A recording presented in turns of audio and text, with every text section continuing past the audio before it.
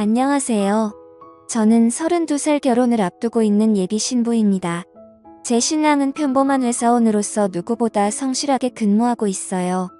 신랑은 저희 오빠가 운영하는 식당 단골 손님이었는데 휠체어를 끌며 카운터를 보시던 아버지는 예비 신랑의 바른 인성을 알아봤고 저와 만남을 권유하셨습니다. 단 한 번 남자 한 번 만나보지 못했던 제가 답답했는지 아빠가 나서주고 나서야 저는 처음으로 남자와 연애라는 것을 해보았네요. 초등학교 5학년이 된 남동생은 벌써부터 얼마나 조숙한지 항상 누나 때문에 걱정이라고 아빠며 형이 몇 쌈 싸먹을 기세예요. 제 소중한 가족은 아빠로부터 비롯되었고 돌이켜보면 아빠와 저는 말로는 다 못다할 사연을 안고 있습니다. 이제부터 아빠와 저의 긴 이야기를 하고자 합니다. 저희 엄마는 젊을 적 빼어난 외모 덕분인지 재력 있는 아빠와 결혼해서 손에 물 하나 안 묻히고 사모님 소리 들어가며 사셨습니다. 저 역시 부모님 덕분에 4살 더 오래 오빠와 함께 부족한 것 없이 유복한 환경에서 자랐어요. 하지만 안타깝게도 저희 오빠 15살, 저 14살 때 아빠는 병으로 세상을 떠나셨고 엄마는 저의 남매를 외로이 4년간 홀로 키우시다 엄마 밑에서 일하고 있던 어느 한 남자를 만나 불같은 사랑에 빠져 결혼하셨습니다. 얘들아 인사해. 앞으로 너희 아빠가 되실 분이야. 앞으로 아빠랑 잘 지냈으면 좋겠다 라고 하시는데 저 오빠는 새아빠의 모습을 보고 한동안 정신이 멍해졌네요. 아직도 그 남자아니 새아빠의 첫 만남을 잊을 수가 없습니다. 엄마와 7살 연하였던 무척이나 앳돼 보였던 새아빠. 엄마는 아빠의 회사를 이어받아 경영에 참여하셨는데 새아빠는 신입 직원으로 들어와 엄마와 연이 닿았다고 합니다. 엄마가 재혼 당시에 35살이었는데 새아빠는 대학을 졸업해서 사회에 발 들여놓은 지 얼마 안 되는 28살에 불과했대요. 두 사람의 결혼이 알려지자 양가 부모님들은 격한 말들을 쏟아내었고 생각보다 더 반대가 거셌습니다. 애들 딸인 늙은 과부랑 결혼한다고 난리였고 새파랗게 어린 남자한테 재산 뺏긴다며 정신 차리라며 난리였답니다. 제 친오빠 역시 필사적으로 결혼을 반대하며 드러눕고 생떼를 썼습니다. 친아빠와 정이 각별했던 오빠는 엄마의 재혼을 인정할 수 없었던 것 같아요. 그렇지만 엄마와 새아빠는 모든 반대를 부릅쓰고 결국 결혼해버렸고 저희는 한 집에서 살게 되어버렸습니다.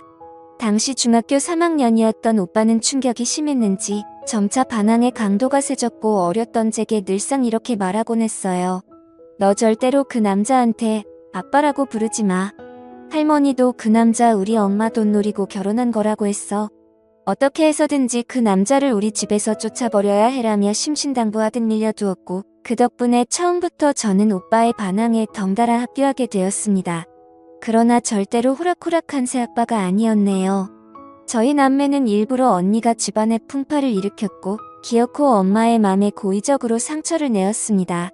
급기야 오빠는 늘 친구들이랑만 몰려다니며 나쁜 짓을 일삼아 경찰서도 드나들었습니다. 엄마와 새아빠는 이에 마음 아파하며 오빠에게 관심을 기울였지만 돌아오는 건 배은망덕이었네요. 어느 날 오빠가 집안에 이딴 값 비싼 물건들을 몽땅 털어탁탁 참 이걸 신고를 할 수도 없고 엄마는 그래도 아들이라고 오빠를 걱정하며 찾아 헤맸고 새아빠 역시 백방으로 돌아다녔습니다. 아빠가 이렇게 나으니 주변 새아빠의 어머니는 저희 엄마를 몰아세우며 손에 걷어붙이시고는 아니 어디서 그런 자식 같지 않은 것을 달고 시집와 멀쩡한 사람 인생을 망치려 들어 더 이상 우리 아들 신세 망치는 꼴 못 보겠으니 아들과 절연을 하던지 아니면 이 남편과 이혼을 하던지 택해라며 선택을 종용하셨습니다.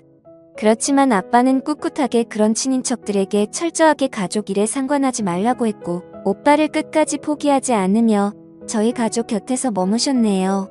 엄마가 그런 아빠에게 제일 고마워했지만 엄마는 그런 오빠로 인해 괴로워하며 결국 쇠약해져가 몸져눕는 날이 많아졌습니다.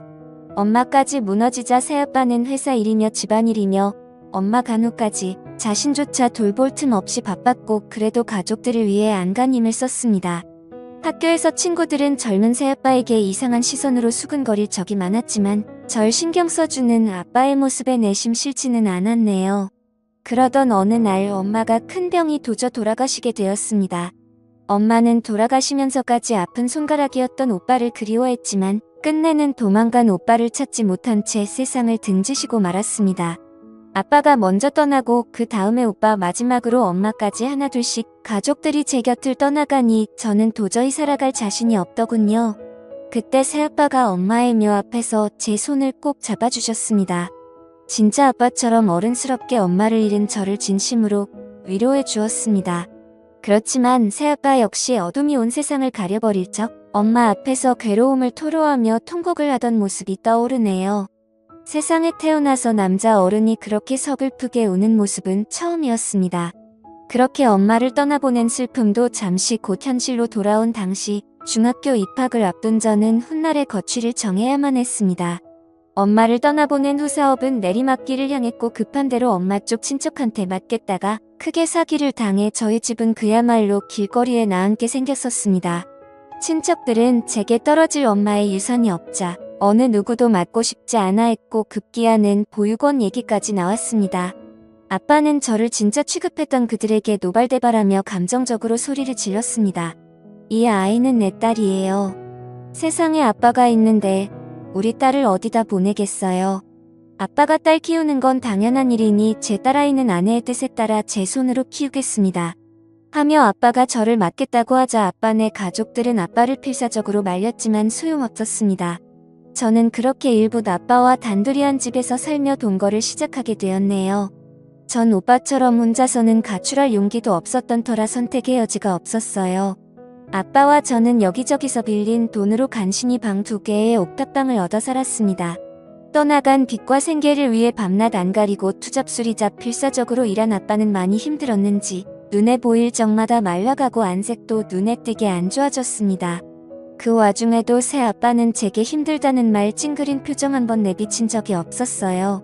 늘 제 앞에서는 웃는 얼굴로 출근하기 전 항상 아침을 차려놓았고 저는 아빠 덕분에 학창시절 내내 아침을 걸은 적이 거의 없게 되었습니다.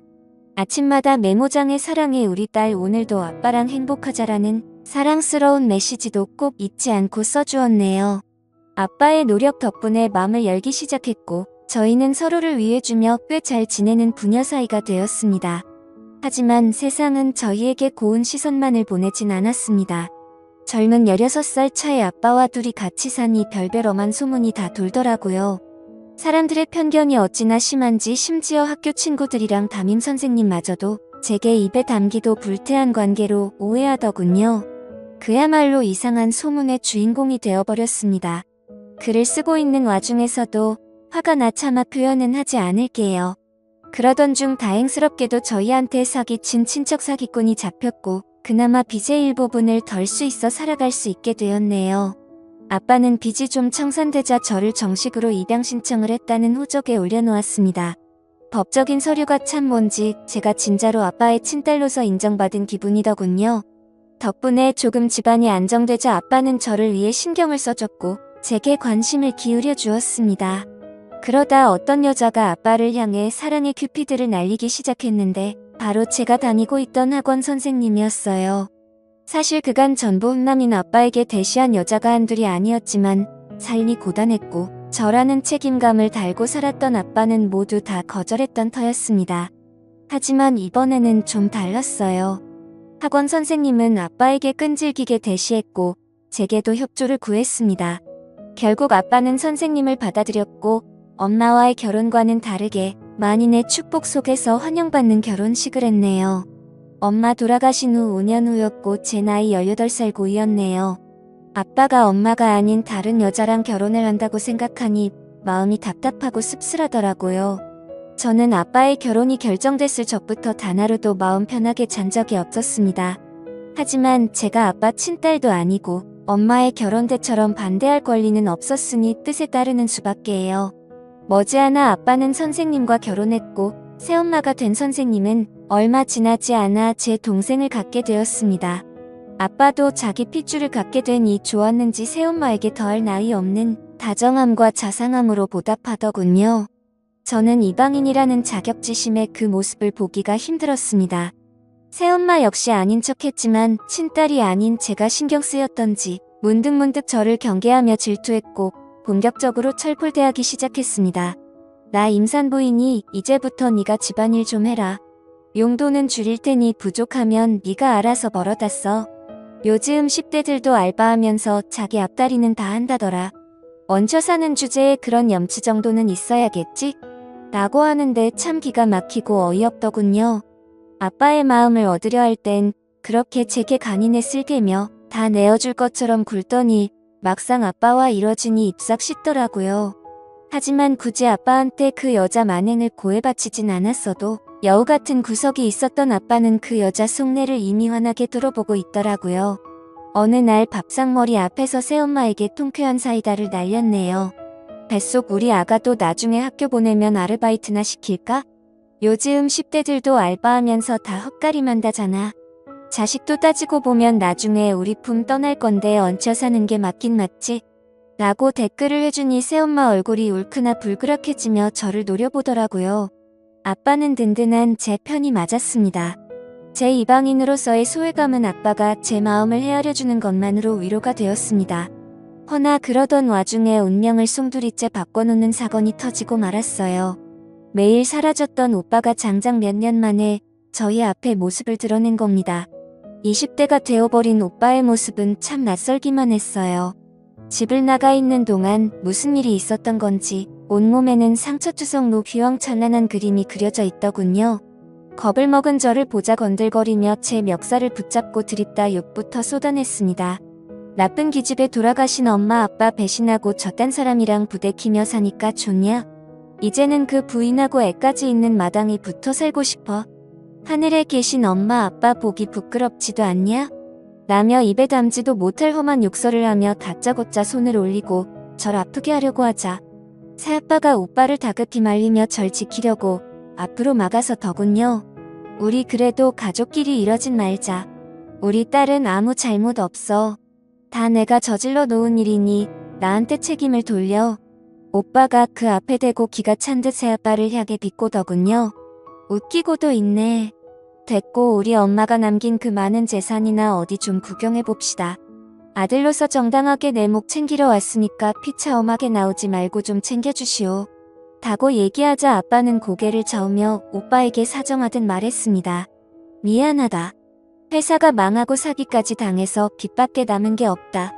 만약 돈이 있었으면 우리가 지금처럼 옥탑방에서 살겠니? 우리 형편 좀 봐주고 나중에 아빠가 내가 돈 많이 벌면 그 사람의 아들인 널 절대 외난하진 않을 거야.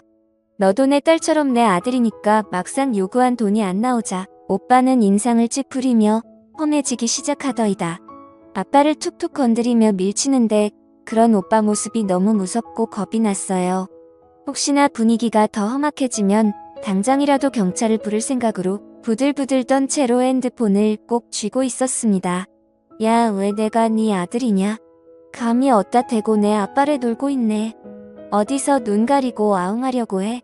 내 돈가루 칠 생각으로 이딴 코스프레하면 내가 속아 넘어갈 것 같아. 다 필요 없고 당장 내 돈이나 내놔. 내놓으라고. 오빠는 아빠에게 다가가 위협했고 아빠는 오빠와 몸싸움을 하며 아웅다웅하고 필사적으로 막아내다 그만 잘못되어 옥탑방 3층 옥상에서 하는 멀리 있던 새엄마와 제 비명의 오빠는 상황의 심각성을 파악하고 일이 잘못됐다 싶었는지 호다닥 제 몸부터 피하더군요.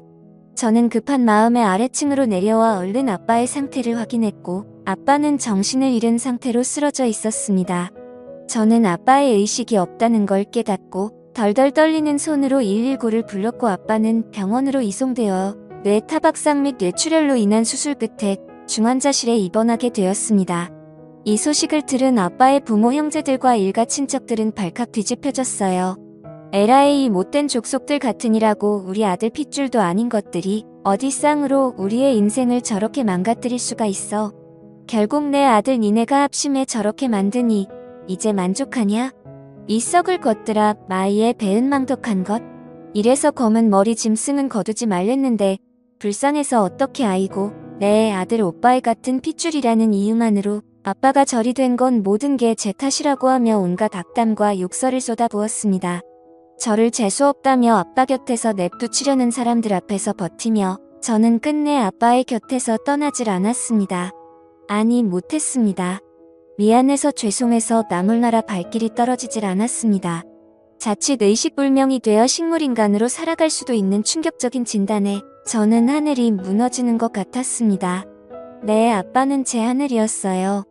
하늘의 존재 없이 저는 살아갈 수가 없었기에 아빠가 더 간절했습니다. 새엄마는 임산부였던 터라 병원 출입이 상가된 탓에 제가 아빠의 보호자임을 자처하고 곁으로 다가섰어요. 중환자실에 입원한 상태로 누워있는 아빠를 보고 울지 않으려 입술을 꽉 깨물었습니다. 떨리는 손으로 아빠의 손을 느껴보니 유난히 차갑더군요. 아빠의 입술이 이 세상 사람처럼 보이질 않았습니다. 언제나 뜨거운 두 손으로 제 손을 어루만지고 어깨를 다독여주던 아빠였는데 믿을 수가 없었습니다. 제게 늘 환한 웃음으로 맞아주던 든든한 제 편이었던 우리 아빠. 아이들 딸림과 부를 살아냈던 대가로 젊은 날의 생을 비난과 오해로 살아야만 했던 가엾던 내 아버지는 모진 세월 등지고 그렇게 세상과 이별할 준비를 하고 있었습니다. 아빠를 이렇게 보낼 수 없었던 생과 사가 갈리는 그곳에서 소중한 분이 삶의 간절함을 느낄 수 있게 매일 아빠의 손을 잡아주며 말을 걸어주었습니다. 이 고비만 넘기면 이번에는 내가 아빠를 위해서 살게 약속해. 아빠가 전부라고 알고 살아온 세상에 혼자 내버려 두지 마. 제발 나 버리지 마. 이렇게 나만 세상에 버려두고 절대 가면 안 된단 말이야. 아빠라고 아빠를 붙잡고 울부짖고 또 울부짖었네요. 아빠의 숨결이 와닿질 않아 가슴이 타들어갔습니다. 그런데 제 소망을 절대적인 분께서 응답이라도 해주셨던 건지 마침내 기적이 일어나고야 말았습니다. 어느 날 아빠가 이식을 차렸단 소식을 제일 먼저 듣게 되었습니다. 저는 한순간 지옥에서 천국으로 들어섰고 가슴이 벅차오르는 기쁨에 아빠에게 다가섰습니다. 의식을 회복한 아빠는 며칠 후 일반 병동으로 옮겼고 빠른 회복 속도를 보여갔습니다. 그러나 절대적인 그분은 야속하게도 모든 걸 다 내어주진 않더군요. 제 기도가 부족했던 건지 후유장애로 인한 팔다리 마비가 발생하게 되어버렸대요. 아빠는 재활 전문 병원으로 전원하였고 2년 정도를 재활치료에 힘썼으나 호전 없이 팔다리 마비가 잔전하는 상태가 계속되어 버렸습니다. 막대한 치료비는 다행히 보험을 들어놔서 연부적 후유장애를 인정받아 보험금을 지급받을 수 있었지만 모자른 금액은 또 다시 빚을 지게 되어 치료비로 사용하게 되었네요. 제가 안심하게도 아빠를 돌보는 모습을 보고 아빠의 가족들은 어느새 제게 조금씩 마음을 열기 시작했습니다. 제게 힘내라는 말도 해주고 제가 피곤할까봐 싶어 교대로 병간호를 하자는 아빠의 형제들도 있었습니다. 말이라도 고마웠고 그걸로 전 이미 충분했네요. 아빠의 병간호로 인해 학교를 빠지는 시간이 많아져 저는 부득이하게 학교를 그만두고 아빠의 곁에서 시간을 함께 보냈습니다. 아빠는 제가 학업을 중단했다는 소식에 마음 아파했지만 아빠가 제 곁에 있어준 마당에 그가 학업은 아무래도 상관없었습니다. 그 사이 새엄마에게서 제 동생이 태어났고 저는 새 생명을 제 가족으로 맞게 되었네요. 아빠는 아들을 보며 뜨거운 눈물을 흘리더군요. 저와 새엄마 역시 우리 가족 모두 부둥켜 안고 얼마나 울었는지 모릅니다. 새엄마는 본격적으로 나가서 경제활동을 시작하였고 전 동생과 아빠를 돌보며 그렇게 정신없는 하루하루를 살았어요. 그러던 찰나 오빠가 경찰에 검거되었다는 소식을 듣게 되었습니다. 저는 아빠와 함께 오빠를 만나기 위해 경찰서로 갔어요. 오빠는 다행히 짐승이 아닌 인간이었는지 오빠의 상태를 보고한 순간 말을 못 잇다가 이내 무릎을 끊고 삐뚤게 나갔던 게 이럴 줄은 몰랐어요. 제가 저지른 죄의 대가 다 받을게요. 잘못했어요. 라고 아빠 앞에서 진심으로 죄를 뉘우치는 것 같았습니다. 하지만 아빠는 이미 이렇게 되어버렸고 아빠를 이렇게 만든 오빠를 이제는 제가 용서할 수가 없었어요. 오빠에게 달려들어 모진 말들을 쏟아내려 했지만 아빠가 말리시더군요. 힘들게 팔을 올리시며 오빠에게 손을 내미시는 아빠. 바락바락 대드는 모습이 더 우리 아들 같은데 우는 모습은 너에게 안 어울려. 내가 중심을 잘못 잡아서 떨어진 내 실수였는데 왜 네가 죄책감을 가져. 자식이고 부모인데 용서하고 말게 어딨어. 괜찮으니 맘 쓰지마 하셨는데 오빠는 그 말에 또 무너지더군요. 어쩌면 이것이 아빠의 진정한 복수라면 복수였네요. 그것 때문에 오빠는 죄책감에 사는 게 힘들어 보였으니까요. 오빠는 아빠의 선처로 인해 가벼운 형을 받게 되었고 오빠는 아무리 아빠가 용서했다고 해도 훈련스러움에 마음을 잡을 길이 없었는지 군대 입대를 준비해 들어갔습니다. 건강하게 잘 다녀와라. 아빠가 기다릴게. 아빠가 그리 얘기를 하자 오빠는 처음으로 아빠에게 미소를 지어 보였네요. 아빠는 재활 훈련 끝에 그나마 발과 손가락은 어느 정도 사용할 수 있게 되었습니다. 휠체어에 앉은 상태로 행여져 힘들까봐 불편한 몸으로 제게 부담 주지 않게 노력하셨습니다. 아빠가 어느 정도 몸을 회복하자 저 역시 생활 전선에 뛰어들어 일을 했고 열심히 돈을 벌었네요.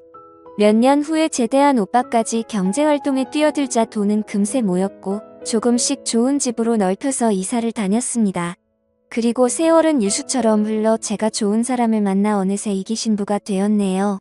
원래 올해 결혼식을 올릴 예정이었는데 상황인지라 부득이하게 내년으로 미루게 되었어요. 근데 아빠는 벌써부터 긴장하고 계세요.